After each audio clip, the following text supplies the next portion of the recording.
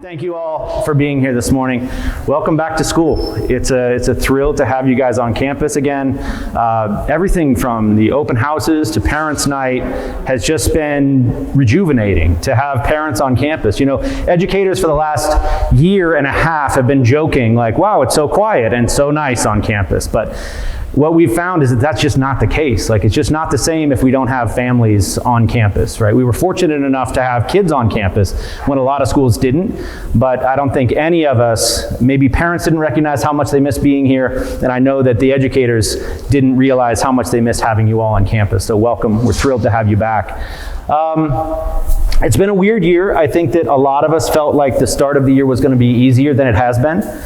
In June, it really started looking like we were going to be mask-free, like the pandemic was taking a positive turn, and then obviously Delta happened, and here we are, unfortunately. But nevertheless, we're making good progress. I sent out an email to the community yesterday. We've been very healthy as far as the campus is concerned, still testing a lot, just trying to keep tabs on things and make sure that we can keep the school open for in-person learning. And I'm going to have some remarks on the importance of in-person learning here in a minute, but we really do feel like that's central to what we offer as a school, is to have bright students in front of a teacher, a caring teacher who knows them, understands them, and sees them. So that is central to what we're trying to do moving forward for the rest of this year. Just a few things by way of introduction that Heidi has asked me to remind everyone of. First and foremost, we sent out a notification regarding the Meadows STEM expansion project. That is the additional hallway on the east side of the upper school. I want everyone to remember that that is not an upper school expansion only. That will also feature a massive STEM classroom for the lower school, right? So they'll be able to come right out that west door, the side door in lower school, and walk right into a classroom that will have the space for them to actually do multi-day projects. Right now we've got 360 kids going through a classroom smaller than this room, right? So this is a huge investment in these kids being able to iterate, to do projects, to think like scientists, as opposed to just doing small sort of one-off experiences. So we're really excited about that. It's going to add classroom space to the upper school because we've had 3 full freshman classes in a row. So we've got over 70 kids in the freshman, sophomore, and junior classes. We need the space, frankly. And then also it's going to add a robotics and engineering lab on the southeast corner of the building that'll be used by middle and upper school robotics and engineering classes. So that's going to be a big, messy, loud space. It's going to have all the tools that you can imagine in an engineering lab. And so please, if you have any interest in supporting this project, let us know. We're in the middle of a campaign. It was a very rushed campaign, but nonetheless, we've raised over $2 million towards that project already, and we're excited to continue raising money where we can. So again, any questions about it? If you'd like to walk the site, if you'd like to know more about it, please let us know and we'll try to arrange something. It's an exciting addition, and it's the beginning of a series of additions to the campus that the Board of Trustees is looking at. Right now they're in the process of a campus master planning project where they're looking at, okay, what does this free up for us? So for example, underneath all those classrooms is going to be storage space, probably the least exciting part of the expansion, but necessary. So we can move all the storage that we have in the trailers in the old admin building over there, which frees up space that we can knock down in the admin building. That's an opportunity. There's been discussions about a number of other additions to campus. Wow, they just break your train of thought, don't they?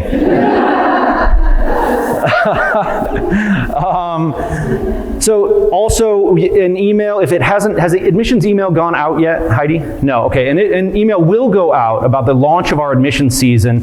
We're launching it earlier than we have in past years. We're already seeing tons and tons of inquiries for the fall. Which is not something that we've seen in the past. So we're trying to manage that. We'd like to get away from rolling admissions so that we can have a single admission season. We can get all of our applicants in, choose the very best mission appropriate students, the best balance of skills, interests, and so forth, and then have that ready to go basically at the start of the year if we can. So tell your friends, if you know anybody who's interested, send them our way, and we'll get them started on this process. So the Pancake Breakfast we're going to do multiple seatings, right, to try to spread out the number of people. We're going to spread out the tables as much as possible. This is an event that we know some folks will not be comfortable attending because it will largely be unmasked. It's a meal after all, but we wanted to offer it for people who are interested in coming together. It's one of our great fall traditions, so we look forward to that on September 21st. Also, remember, Annual Fund will be launching on September 22nd officially. We will take donations prior to that, happily.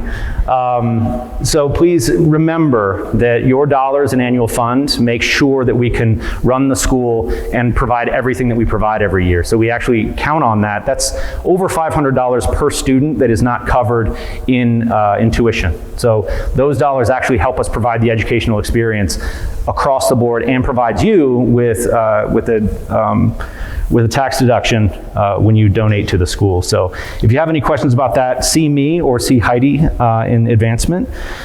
And then finally, remember that there's tons of volunteer opportunities with the Meadows School Parents Association. Our TMSPA president is here. Thank you, Allison, for all of your work. And if you want to see her about volunteer opportunities, getting involved on campus, we always welcome parents to be here as much as possible, particularly in a year after the year that we just had, where no one was here, right? We'd love to have parents back on campus contributing. Obviously, it's easier to contribute the younger your kids are. Your 15 and 16-year-olds might not want to see you as much on campus, but we welcome you, even if they don't. So, what I want to talk about this morning, if you'll bear with me, is our theme for the year. And this is a sort of a changed version of the remarks that I gave to the faculty in our first all-school faculty meeting when everybody came back prior to the launch of the school year. And all summer long, I worked with the admin team, all of the directors. We were talking about what the theme ought to be for the year, and we had a series of conversations about that. And what we landed on was a theme of connection. The idea that we need to prioritize connecting with one another, reconnecting with each other, reconnecting with our institution, our mission, our core values. These are things that we want to make sure to hold to in the midst of a very difficult year. And so we started thinking about connection, and as I was thinking about connection as a theme, it started, as things do, when you think about them a lot of times, they kind of infiltrate other facets of your life. And so as I was reading this summer, I was thinking about how the theme of connection wound its way through all of the books that I was reading, or many of the books that I was reading. So I'm going to give you a book report on a few of these books that I read and talk a little bit about how the theme of connection functions and how I think that it applies to our situation as a school and as an institution. So first and foremost, when I think of the word connection, I think of Only Connect, which is the epigraph to E.M. Forster's work, Howard's End, which is a novel written immediately prior to World War I. And it feels kind of quaint, this novel. It's really about manners. It's really about, as you can imagine, it's really sort of emotional in its impact. It's really, however, a little bit, what's the word I'm looking for? It's a little quaint. Like, I tried to get through it, and I was struck with the fact that the characters are trying to connect with one another across socioeconomic lines, across gender roles, and then also they're trying to reconnect with the things that matter most to them in a society that's not letting them get what they want often.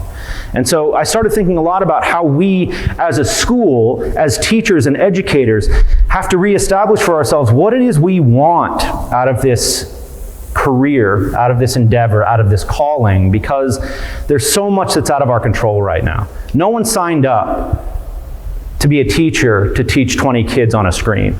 Like, that just wasn't part of the bargain, right? And so it's asked all of us to sort of re-examine why we do what we do, how we do what we do, how we can be most effective, and how we connect with our work. And so the theme of connection becomes about connecting with each other and with students, but also about connecting with our own sense of purpose and the larger purpose of the school and its mission. The next book that I read was, it's become a little bit famous. It's called The Three Body Problem. And this was a book that's originally written in Chinese. And The translation made it to the States, I think, about a year ago. And it's a fascinating book. I don't know how many of you like sci-fi, and I don't read a ton of science fiction, but this actually won the Hugo Award in translation. And its title is about a problem in physics that is, if you have a 3-star system, for example, like 3 bodies in space impacted only by one another's gravity, that the path of those bodies cannot be predicted. Like literally, this is a problem in physics that has not been solved. And so here you're talking about a 3-star solar system, right? Where you've got a planet that is sort of like bouncing around between 3 stars. But what it really told me is it opened my eyes to a lot of the ways that human beings react to uncertainty. And what a year, right? In terms of uncertainty, in terms of where we are, where we're going, what's going to happen next, what's going to happen to our children, how do we protect ourselves and others? And we see, as a result of this, so much tribalism, so much like the politicization of healthcare, the politicization of what we do with our masks, what we don't do with our masks, and whatever. Regardless of where you fall on this, you have to agree that we've become so politicized, in some ways as a result of the uncertainty, right? We want certainty, so we gravitate towards belief systems, right? And so I started thinking about that and what it means for us as a school. We start to see what happens when people strive for explanation and for certainty. And what we want to do as a school is to provide a safe haven for people to ask those questions, but we also want to make the answers more complex, not less. Right? As an educational institution, our role should be, let's keep asking questions. Let's keep making this complicated. Let's keep, continuing the conversation as opposed to backing ourselves into a corner and saying, I'm on this team, right? I believe this and I can't be questioned. That's our role as educators, right? Is to go forward and try to connect students with more and bigger ideas, and not necessarily to tell them what to think and to never have them change, right? Education isn't about being static. Education is about constant growth.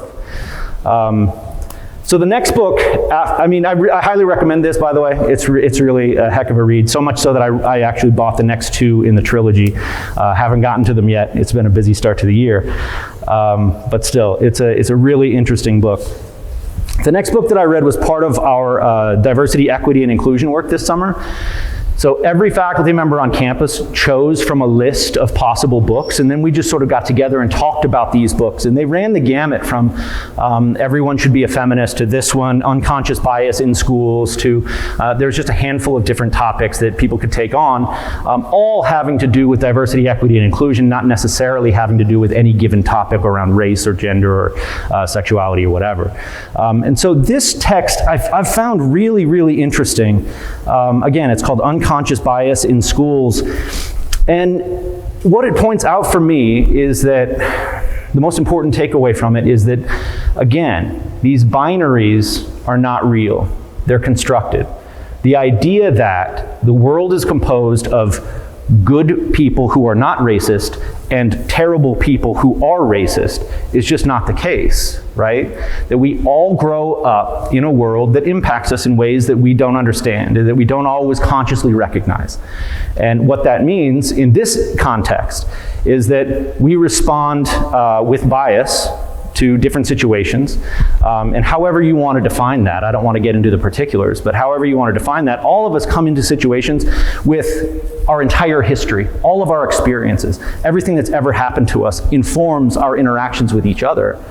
And so to break down the world into good people and bad people, or us and them, again, I think is an oversimplification of our responsibility as educators and parents. That the idea here is to slow down, inquire, and say, okay, what does this situation actually mean?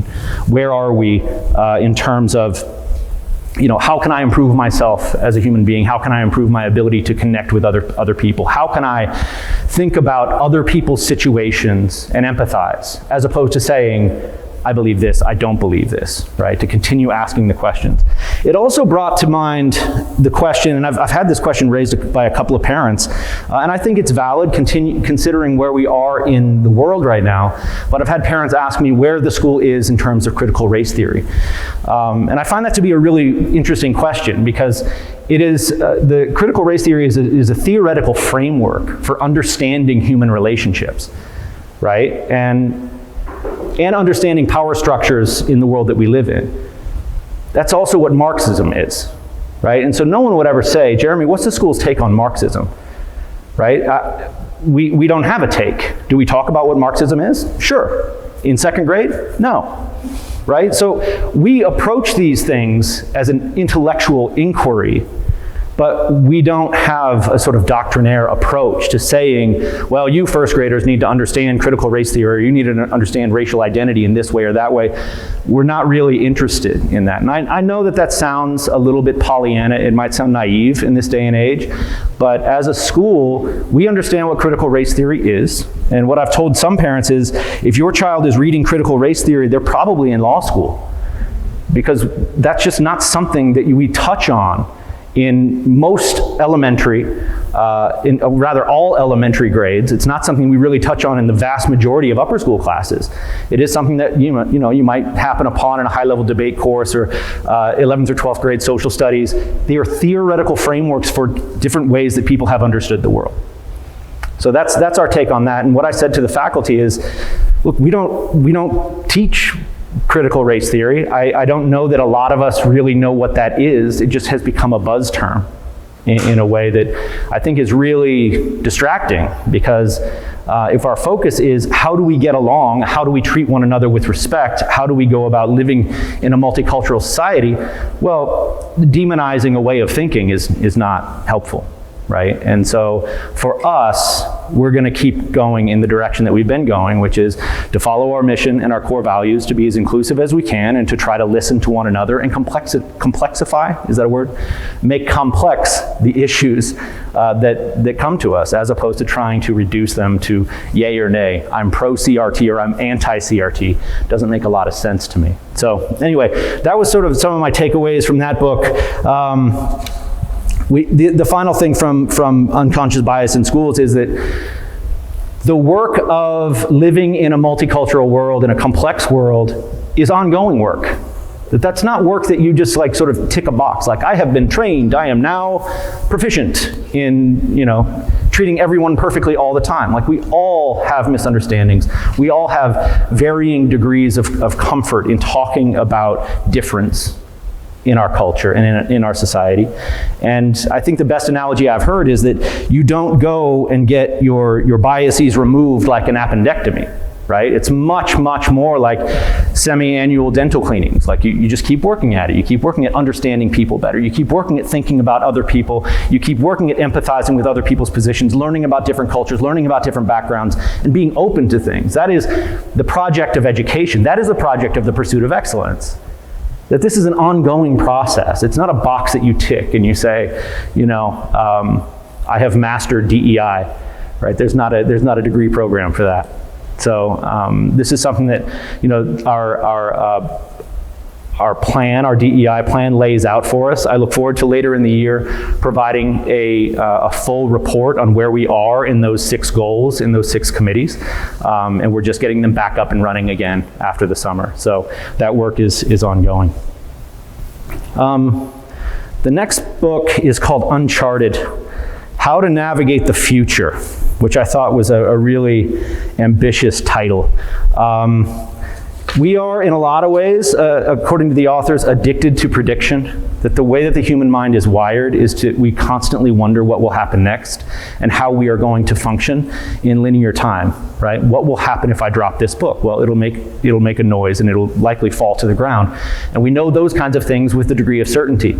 But a lot of the other things that we want to know, we don't really know as well as we might. So for example, one of the best examples of how we think about the world, most of us anyway, is that we look at the past and we try to imprint that past on the future and say, well, this is what happened before, so let's go ahead and see what happens next. So if you look at this, the text says, the poster child for this error is the Maginot Line. 58 underground fortresses built in the 1930s along 900 miles of the French border with Italy, Switzerland, Germany, and Luxembourg. They represented the largest single fortification in the world after the Great Wall of China, right? So this is after World War I. Everybody knew where the Germans came from, right? So you got to build fortifications along there. Within 5 days, But at such a vast scale, the Germans could watch the line being built. They changed their plans. Instead of repeating the 1914 battle plan, they attacked through Belgium. Within 5 days, Germany had successfully invaded France. Right? So after these massive fortifications that were second only to the Great Wall of China, based on a historical event, it was totally useless. Because this group of folks had decided that the past was indeed prologue, and it often isn't. And especially, I think, in times like these, where there's really no comparison for what we're living with right now. Right? Historically, everybody likes to talk about the pandemic, the flu of 1918, but it's not, there are similarities. But to say that that's exactly like this, I think is incorrect. And so how do you go about moving through the future if the world is truly unknowable, is what the book starts to tackle. And so one of the ways that we can start thinking about this is experimentation, right? You have to be willing to think that what you're trying may not work, as opposed to just assuming that the past is prologue, that the past will tell us how to do everything in the future. Utilizing experimentation in a way is, again, really similar to the educational project. One of the things that I've always loved about being a teacher is that you can mess up and you can come back the next day. You can say, man, that didn't land, the kids didn't learn this. Or that unit was not as good as I thought it could be, and you can brush it up. I know that even teaching a few sections of the same class, by the time I teach that lesson at the end of the day, I've nailed it, right? So you have this opportunity to reiterate as a teacher and know that the future isn't set, that you have the chance to experiment and move forward. Another way for us to think about the future as a school, I think, is to start thinking about what's possible. Right? To think about what a major project could be, and to truly think big. The way that this author, Margaret Heffernan, talks about this is through Cathedral Projects. If you just bear with me for a second.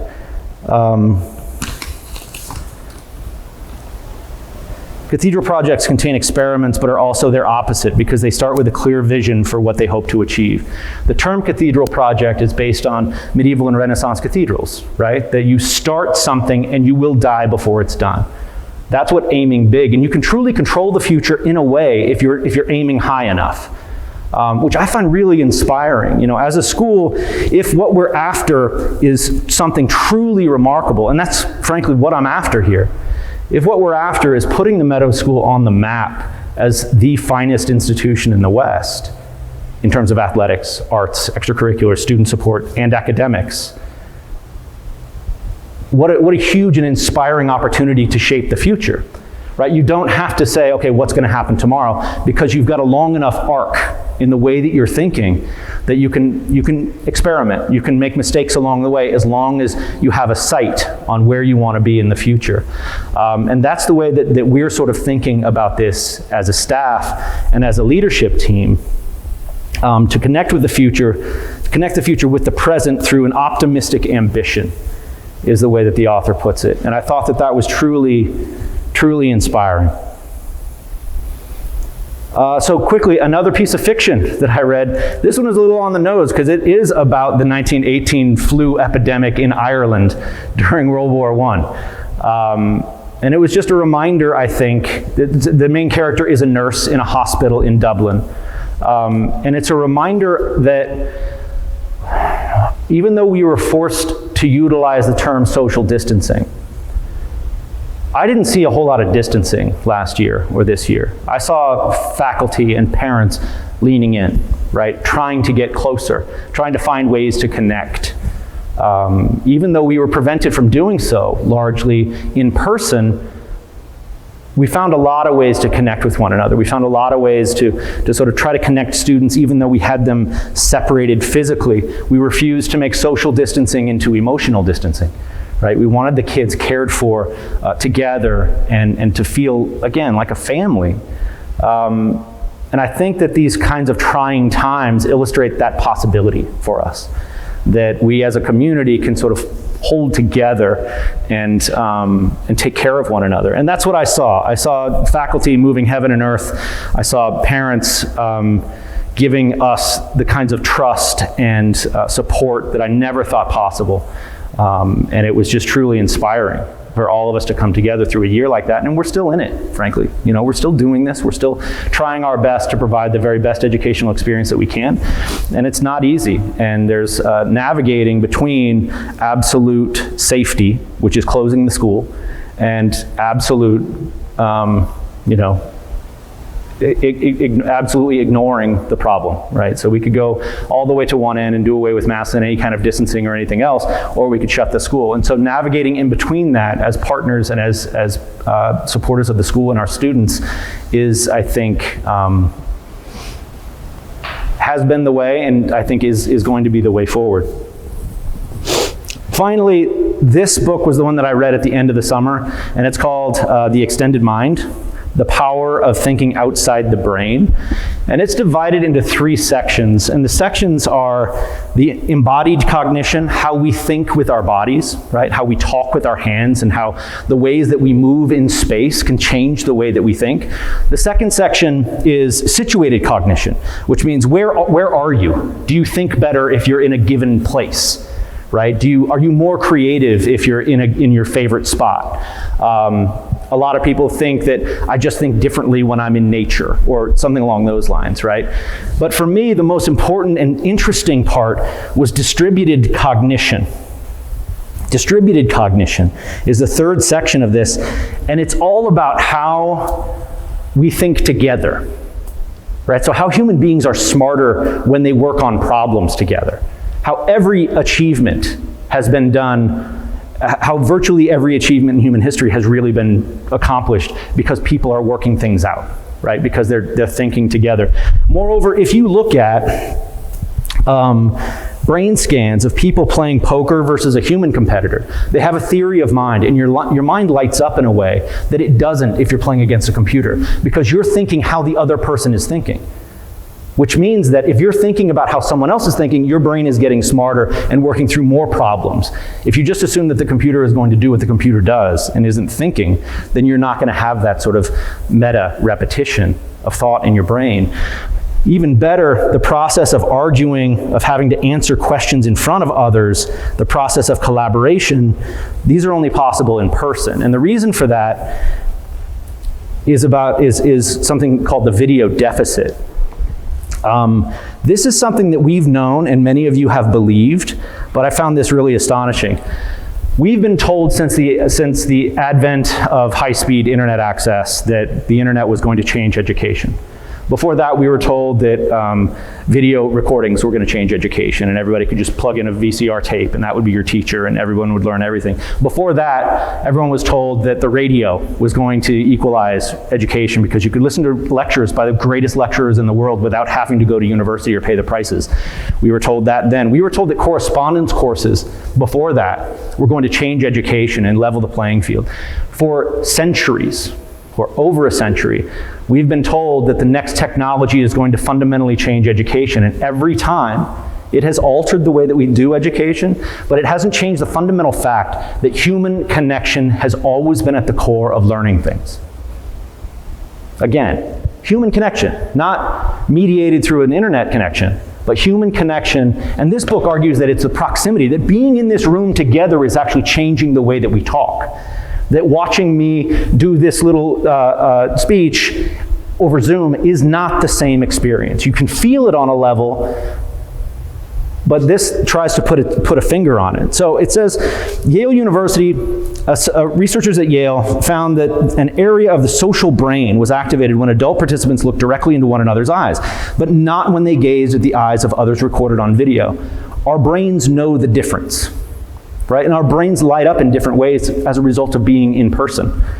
Eye contact opens the gate between the perceptual systems of two individuals and information flows, says the researcher. So when contingent communication is absent, learning may simply fail to occur. Now this is the killer part. A particularly striking example is that toddlers under the age of 2.5 readily learn new words and actions from responsive adults, as we've all seen with our children, but will learn almost nothing from a screen. Almost nothing from pre-recorded instruction delivered on a screen, a phenomenon that researchers call the video deficit. So, I mean, this particular study is about toddlers, right, and language acquisition. But I mean, think about how extrapolating that, extending that to our young people, to college students, to ourselves, and the ways in which our brains are impacted by simply being in the room, right? By being present. And for me, that was sort of the icing on the cake. And thinking about connection, thinking about the importance of coming together, that the whole project of learning something, the whole project of gaining knowledge, of growing as human beings, is really closely tied to being near one another in physical proximity. And so that's sort of how I ended it with the faculty, with the sort of optimism. Here we are, we're on campus, our students are here, our parents are coming back, with dedication to our shared work. We all started the school year, and we're excited about reconnecting. We're excited about coming together. We're excited about what this year holds, and what this, every year is a beginning to the next 10 years. So we're excited to welcome you guys to campus, and we're excited to have you here. So thank you.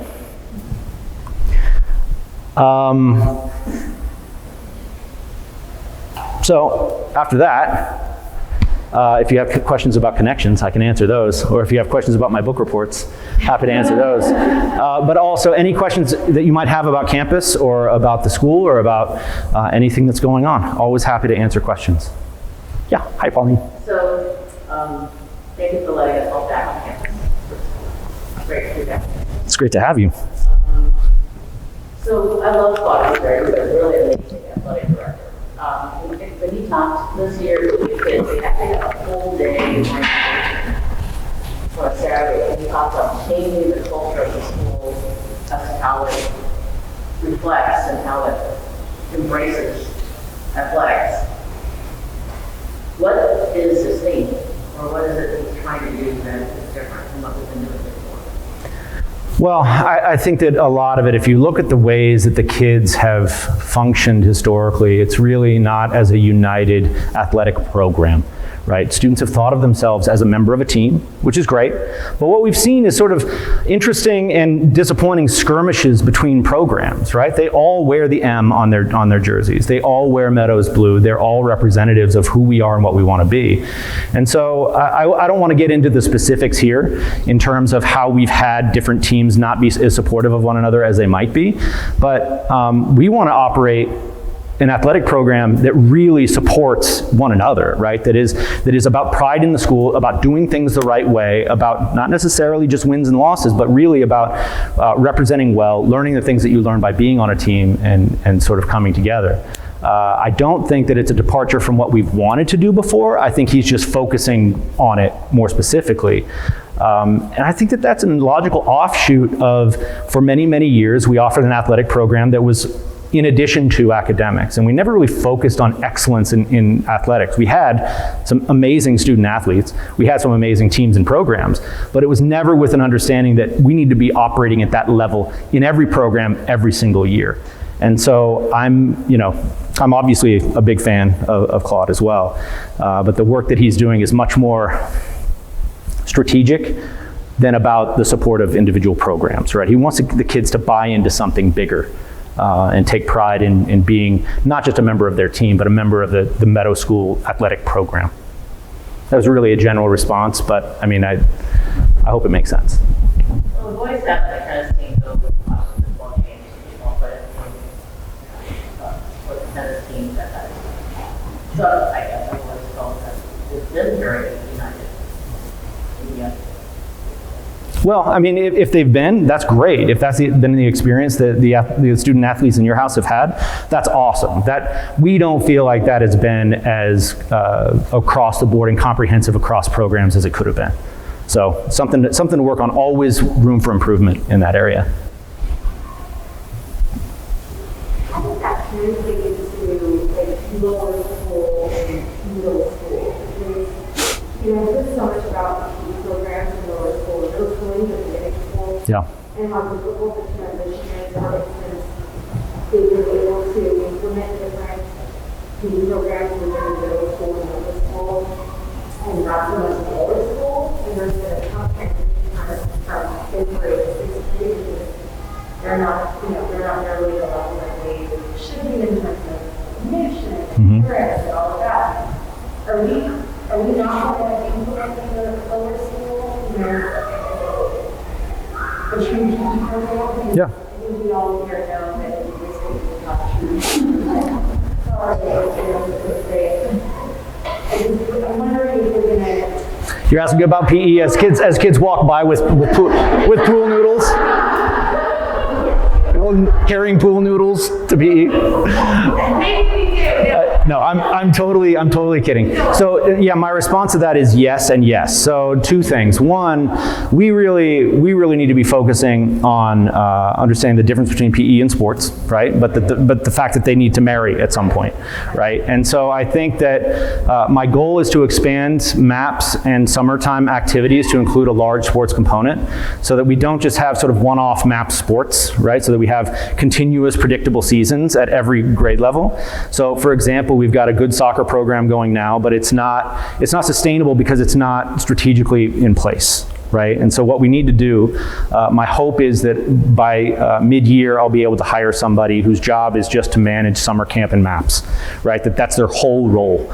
And then they will work with the athletic department to build out programs strategically to plan from K through 5, how that goes, and then how that transitions into middle school sports. So that's the sports side. Now, as far as the PE program is concerned, yes, we are this year piloting the 5th grade into the human performance program. So 5th graders are actually getting their biometric measurements and so forth to actually measure their growth over time, so that we can say, hey, we're really falling short in X, Y, or Z area. Because if you don't measure yourself, you never know where you stand to grow. So that's the beginning of it. My hope is that we expand that downward before the end of the year, right? That we'll get all of these kids in, and really in the same way we hold ourselves to a really high standard academically by measuring ourselves, right? By saying, where are we in terms of other schools? Where are we in terms of our SAT scores nationally? There are metrics. There are even better metrics in physical education. So we may be able to do something very, very soon. So I think it's a huge opportunity, but I do think that I think about it in two ways, right? That it's got to be sports and it's got to be the expansion of the PE program. And I love the PE program, the kids love PE, but it's got to be more than organized recess, right? We've got to develop it into something that will hand itself off to coordination, lifetime skills, fitness, and so forth. So yeah, it's coming. That's one of my goals for the year, and something that I've talked with Claude about. Yeah. So I really enjoyed your presentation and your overarching plan and all about connectivity. I found it fascinating and really well timed. My question for you is, after hearing that presentation and thinking about the lower school and the programming throughout there, I have seen some changes in the 3 so years that we've been with the school. What is the plan, or who coordinates this trickle down of philosophy into the programming at the middle school, or the lower school? And what is the plan, and what changes can we expect to incorporate all of this? So yeah, that's a big question. Probably not one that I can answer in totality here. The short answer to that is poor Laura Kennedy is in her first year as a result of the pandemic. So she started last year in an unenviable position as a brand new leader in a school that had gone hybrid, right? And where there were no parents for her to connect with and so forth. So she's done a lot of learning, a lot of figuring out. One of the reasons that I loved her application and I loved her in the hiring process is that she is so willing to see that there's a lot of different ways to do things well. Right? And that there's a way that the Meadows School has done things that has really worked. And that she's not interested in saying, well, let's throw everything out because I know best, right? She's much more interested in saying, wow, this reading program is unlike anything I've ever seen. And we have better readers at this school than she's ever seen anywhere, right? And so she's like, it seems like a really old-fashioned way to go about literacy, but it's working, right? And so she's in the process right now of sort of identifying things that need to be codified, and then the things that we might actually be able to improve upon. One example of that is mathematics, right? Our kids are really good arithmeticians. By and large, however, they're not as good a problem solvers as we'd like them to be, and we're seeing this when we do things like the different national and international math programming. We see 4th and 5th graders who are stellar kids, great thinkers, but they just haven't been asked to solve problems enough. Our middle school is also seeing that, right? That the kids come up and they're stellar at arithmetic, they're stellar at sort of like working a problem, but they're not always as good as we want them to be at thinking creatively about problem solving. So that's an area for growth, right? So she's going through program by program, grade by grade, and trying to establish what's best for the lower school, what's best to keep, what's best to integrate with some development. And then school-wide, we have the responsibility to develop a school-wide scope and sequence, right? So that we know what's happening in kindergarten and how it functions in 9th grade, right? We need to know how the writing program in lower school lands in middle school, right? So that we're building on one another's work and not just randomly hoping that kids pick up enough as they go along. And so we're engaged in that work right now. That's part of our accreditation process. Today's work, is that, Dana, is that school-wide department meetings today? Or was that next Wednesday? Okay, so for the first time this year, we're having a series of meetings with representatives in pre-K and lower school as part of the departments, right? So representatives will be in the English department conversation, and we're going to start comparing notes and start building a scope and sequence that runs pre-K through 12. This is something that pre-K through 12 schools don't do well, just frankly. Nationwide, I've been on a number of accreditation teams where I go to other schools and visit them, and it's always like, you got to work on your pre-K through 12-ness. Everybody has to do that because organizations like this are big and complex. Teachers, we want to give them autonomy at an independent school like this, so there's always a balance and always something that you're working on. But as far as this vision, this vision is much more about sort of where we are as a school, what we want to be focusing on in terms of the soul of the school, right? How we're thinking about our mission and delivering it, much more than it is about the blocking and tackling of curriculum and what happens in the classroom every single day. Does that sort of answer your question? Yeah, I guess my question is more, I think this is great, and I think just because, the lower school, they're younger, in my opinion, I feel like this is an important thing to incorporate at a young age. And it's much different, I think, than where things were at the lower school in the past. So I wonder how, I don't know if I'm alone, but how are you going to encourage the teachers or, not necessarily change the curriculum, but find a way to integrate this mentality I got you. throughout the school? Well, I think that in terms of, the overarching plan is to try to build a best-in-class student support services program. And what that means to me is making sure that every B student has the opportunity to be an A student, right? We're an academic institution. That's sort of where we measure our efforts. But you start to see things like the addition of a lower and beginning school counselor, whose job is, not to provide therapy, but to make sure the kids are in class and perfectly capable of learning. We've implemented Character Strong, which is a social and emotional learning program that is working, in the classrooms to make sure that kids are confident, good friends, and are able to facilitate their own learning and their own self-control. So, we're trying to pay attention to these kinds of things because we know that the science tells us that paying attention to these things makes stronger academic students. Right, so all of that stuff is coming. Is that closer to answering your question? Culturally, we assume that that rigor is our brand, right? I don't want anybody to assume, however, that rigor is misery, right? And that's sort of my philosophy, is that things can be rigorous without being miserable. I went to college for a long time. I wouldn't have if it was miserable. Right? It was rigorous, it was hard, and it was challenging, but it was worthwhile, and that's what I want for our students. I want them to feel like this is really difficult, but it's worth it, right? It's enjoyable because I'm achieving. And I think that that's the sort of shift that you're talking about.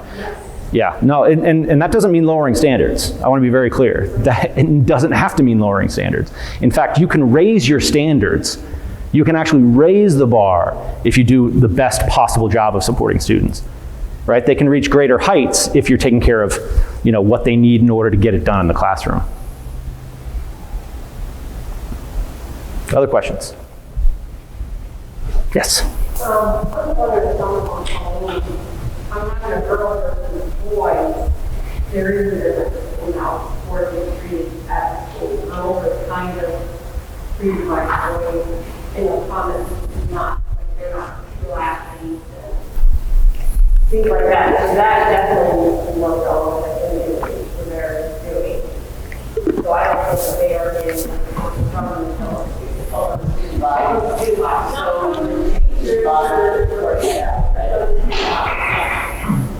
So that's the difference between boy and girl. That's the athletic council, you know. That's part of what the athletic council is for. Like, I mean, but you know, we've got a program that the athletic department has launched this year that we're calling Her Turn to illustrate to female student athletes that we're very serious about their experience. It doesn't mean that we're, you know, taking our eye off the ball anywhere else, but you'll notice that our latest hires for the women's athletic programs are stellar. Our girls basketball coach is an 11-year WNBA player. Like we've really upped our game in terms of women's athletics because we saw that this was something that, not because we wanted to, but just because we haven't intentionally focused on it as a priority in a way that would allow us to really grow those programs. And so you've got situations where we have incredibly athletic young women who won't come out for basketball, right? Who don't feel like they've got a place on the softball team and so forth. And we need our female student athletes to come out, right? To support the school and be part of that larger program that I was talking about earlier. So I'm glad you spoke about that specifically because it is a focus for us. We fully assume that the football team is going to make a run at state, the baseball team is going to make a run, the boys basketball team is going to make a run. It's okay, and we're going to keep supporting them, but we want the young women to have that same opportunity. I'm sorry? Girls golf too. Girls golf as well. Undoubtedly. So look, all the sports. So listen, the reason that I pointed those three things out is that those are historically and typically what people consider to be higher profile athletics. And yeah, what I'm saying is, yeah, that's fine. But what we want to focus on is the girls golf team so that, you know, people are talking about that, so that people are supporting those student athletes in a way that we just haven't seen before. And we want them to be supported. We want there to be fans in the stands and for the students to be out there supporting one another and so forth. Yeah.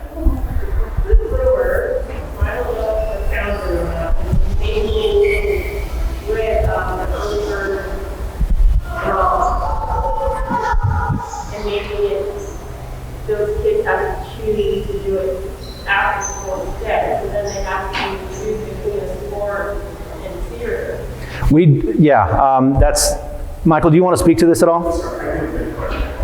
Oh, and I'm not repeating the questions as they're being stated. I'm sorry. Right.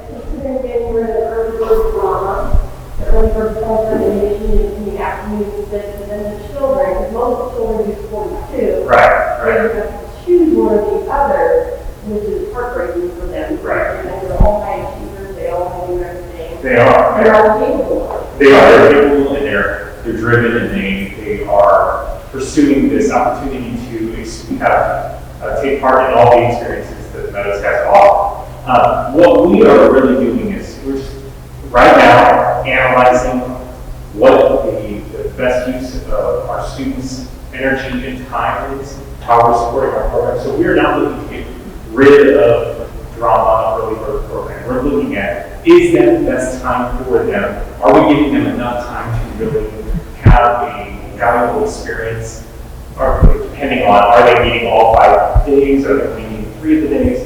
So we're not looking at necessarily getting rid of the early bird program. We're looking at how is the early bird program fitting in within our schedule and what it looks like moving forward. So there's not, I can tell you that is not the intent for us to eliminate it right at this particular point. We just are really kind of analyzing, as we are with all of our programs, you know, how are we supporting them?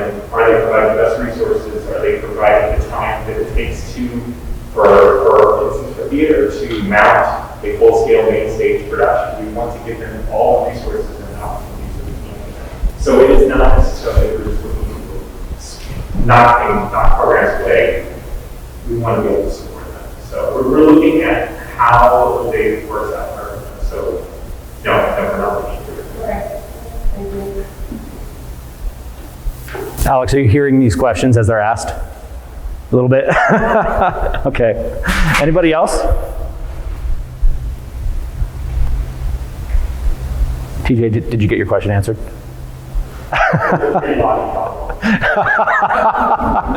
I appreciate that. Okay. I have a very easy one. Sure. I'm very interested in this Meadows project. Yeah. Are you going to open it up to the parents to come look at it as all completed, or do we have like a grand opening thing? Like where do things start completed? Yeah, so the opening date isn't going to be until late July next year, probably. Our plan is to be in the space for the fall. And so my assumption is, yeah, we'll have a ribbon cutting and we'll invite the parents to come and tour the space and so on and so forth. So yeah, we're very excited about what that means. I asked that just for example, that the engineering lab be all glass, right? So that we can actually give tours through there and illustrate and showcase the stuff that our students are doing. Because people don't know that we've got an incredible robotics program that's just building right now. People aren't aware of all of the extracurriculars that we offer, or even the electives that we offer in the sort of hands-on STEM space. So I wanted to showcase that because the time is going to come soon enough where we're going to build a facility that will house a whole lot more of that kind of work. And so part of it was, hey, this will be our showcase. It'll show what we're capable of. Now we need 10 times this, and we'll move from there. So thank you for asking. Information about it online or on your website or anything like that? About the project in general? absolutely. I mean, is there something on the website, Heidi? Yeah, there is. It's under the give now space. Yeah, and if you have further questions, just reach out to me directly. I'm happy to talk about it. Yes. I heard that the products program was considered and tabled. Is that anywhere that tabled for good? No, it's not tabled for good. The question was, what about an aquatics program? The program will never, in my view, precede a facility. Right? I don't see us having an aquatics program without a facility.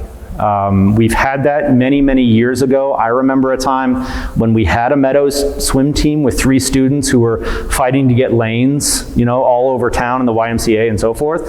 It just wasn't feasible for us to have a program where we couldn't control the coaching, we couldn't control the workouts and so forth. So that said, we are serious about one of the things that the Board of Trustees is considering in the master planning process is an aquatics center that tentatively would go someplace out on West Campus, out closer to the tennis courts.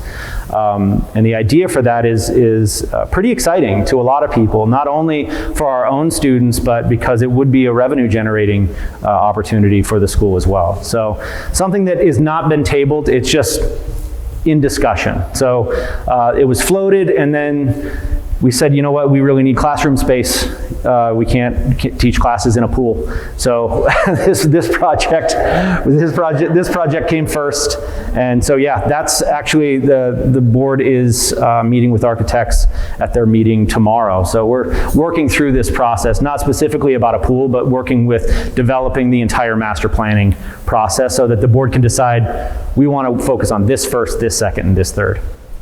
What's the potential timeline for that other big top before our kids, big or small? The question is, what is the potential timeline for the pool? I can't really comment on that because it hasn't been decided on, right? So I would know more if and when the board says the pool is third in our priority list, then I would tell you that it's likely not to happen within the next X years, but we don't know that right now. There's still some things, so the needs of the campus are pretty clear that we need an administrative building at some point, right? Those are modular trailers that have been there for 30 years. So that's a need.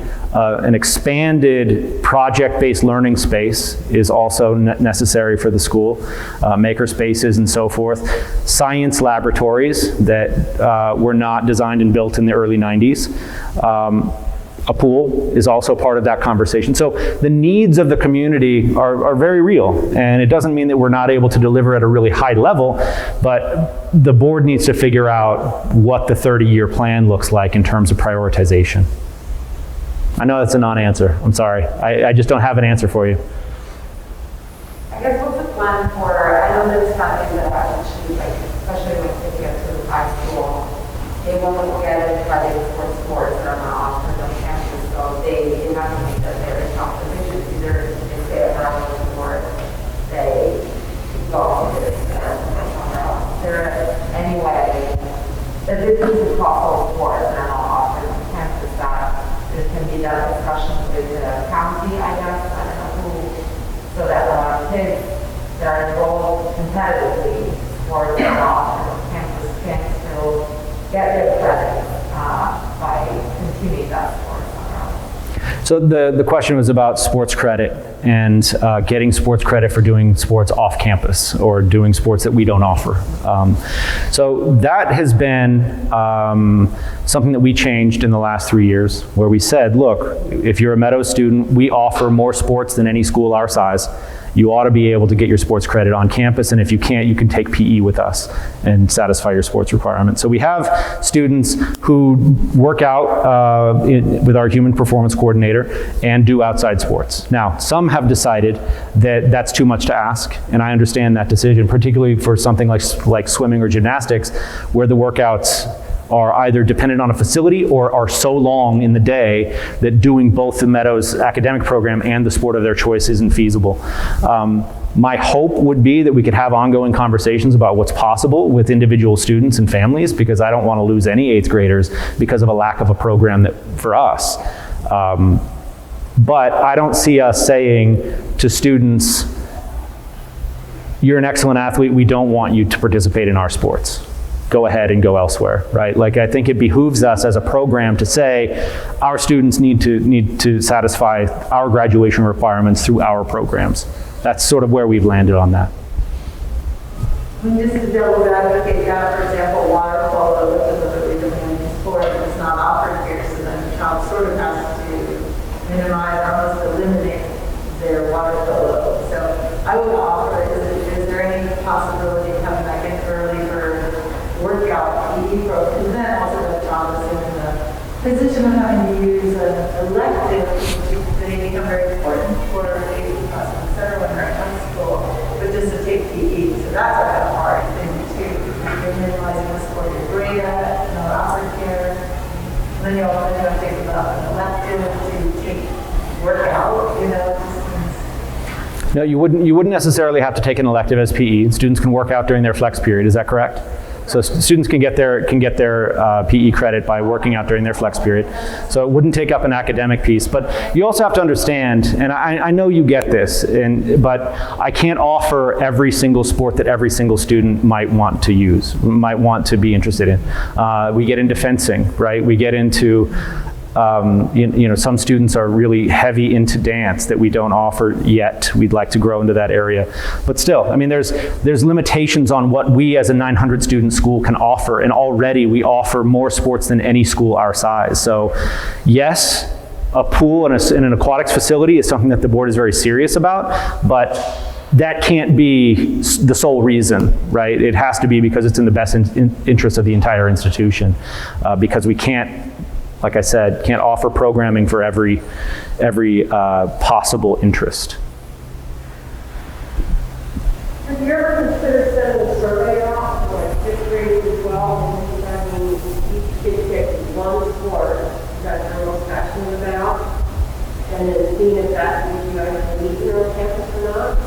No, we haven't, somewhat because 5th graders don't necessarily know what they want to do at a high school level. Kids are, one time, some of them are competitive already at 5th grade, that's why I'm saying about 5th grade,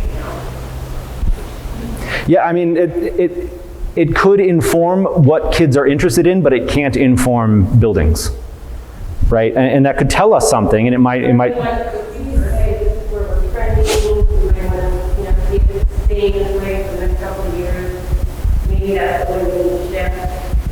Well, I do think that offering a more robust sports program in the lower school will give us a lot of that information because the kids will vote with their feet, right? They'll end up in programs that they're passionate about, and so we'll be developing those student athletes from the time that they're 5 forward. So that'll give us a lot more information that we don't have right now, because to your point, it's kind of a black box, right? We don't know where the kids are, what they're passionate about at the moment. So always looking to be able to more accurately understand where the kids are, but we also have to make decisions on what's best for the institution, what's best for the programs, not simply based on the interests of the folks that are here. It is a balance, right? It's not that we're not going to pay attention, but yeah, I mean, there's always going to be limitations to the athletic programs that we can offer. I mean, even if everybody said we're interested in X, we don't have facilities or anything for it, we don't have any competition, right? I'm not aware of any school that offers water polo, for example, in Nevada, so we wouldn't have anybody to play against in an interscholastic way. Right? There's all of these considerations that go into it. So even if people are very, very interested in X, Y, or Z, it's very difficult for us to say we're going to invest in a program. It's great to know that you can work out flex, so I didn't realize that sort of solves that incredibly. Yeah, no, and we would like our student athletes to work out with our people, right? Because we're interested in their strength and their agility and their growth as student athletes. So we'd much rather have them working out here and getting that credit. It'll develop them for their sport outside of school. Yeah. With the flex program in upper school and the study hall built into middle school, or teachers are available for students across the board, has there been any thought to doing some sort of program similar to that for lower school, where the teachers are available to help the kids with their assignments or with their projects or with their homework on campus? Yeah. That's a little bit tougher with younger students who are not sort of as easily corralled as middle and upper school students. I can't imagine 6-year-olds taking care of themselves and being like, I got to go see my teacher. I guess to make Yeah. that bridge into middle school and how to manage your workload and your work responsibilities. Totally understood. And so yeah, that's part of my vision for the after-school program, is that we can offer opportunities for kids to get homework help. That there are sort of more like office hours for younger students. I would like to do that so you don't have to feel like you've got to pay for a maps class or whatever else to find a teacher and get questions answered. So yeah, that is something that I'm interested in pursuing. There's a lot of times my lower school students coming in with a lot more homework than my middle school students, because he got taken care of with his teachers on campus, and like lower school students being home on their wife, brother, not having to do that for something else. Yeah. And that was support. Well, and that also speaks to our need to develop appropriate scope and sequence, right? So that 5th graders don't have more work than 7th graders. Okay.